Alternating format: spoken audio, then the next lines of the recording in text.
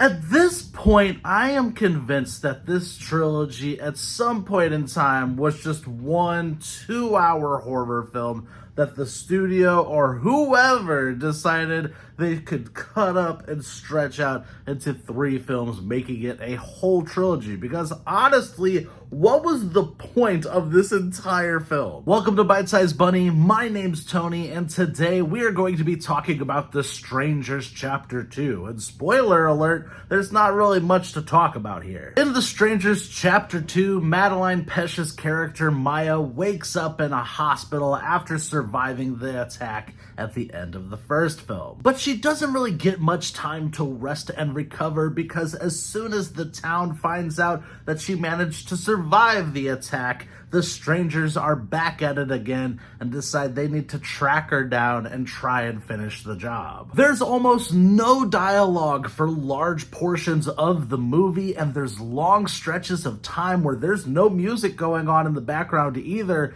It is an hour and 40 minutes of watching the dumbest killers chase after the dumbest survivor and failing to do anything. You'll get plenty of scenes of her hiding in the same room as the strangers and breathing so loudly that it's distracting at times and makes every sequence just feel so unbelievable. Especially when the killers always seem to magically not hear her and get distracted at the very last second, giving her just enough time to run away and hide again. And it quickly grows repetitive as it continues to happen over and over and over again. Maya runs away from a killer, thinks she's safe, only to realize that she has run into another killer, then runs away again to find the worst hiding spot possible, once again thinks she's safe, just to run into another killer once again. And it is just that cycle repeating over and over again for an hour and 40 minutes. It's like watching an adult play hide and seek with their child and making sure they give that kid every opportunity possible to win. Then for what little story is here, it's mainly focused on telling the origin story of the killers. And the backstory for the strangers is the most formulaic, tropey garbage you could imagine,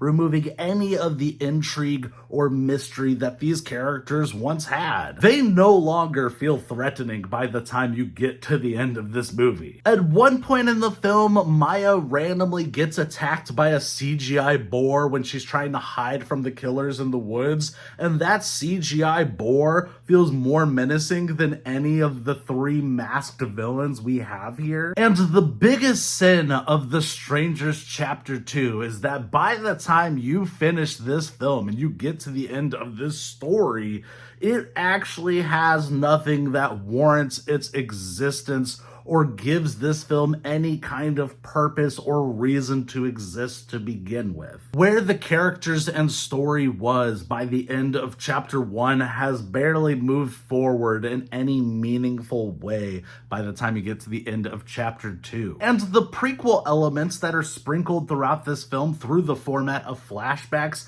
kind of just ruin what made The Strangers such an intriguing concept to begin with. There really is no need to waste your time with this one, and honestly, I get the sneaking suspicion that by the time we finish the 3rd movie, this whole trilogy is going to feel like a waste of time. I'd advise just sticking to the original Strangers or even Strangers Prey at Night. I'm going to be giving The Strangers Chapter 2 a 2 out of 10. Thank you guys for watching. I hope you enjoyed this review. Like, subscribe, and all that YouTube stuff. And what is your favorite Strangers film in this franchise? I'd love to know.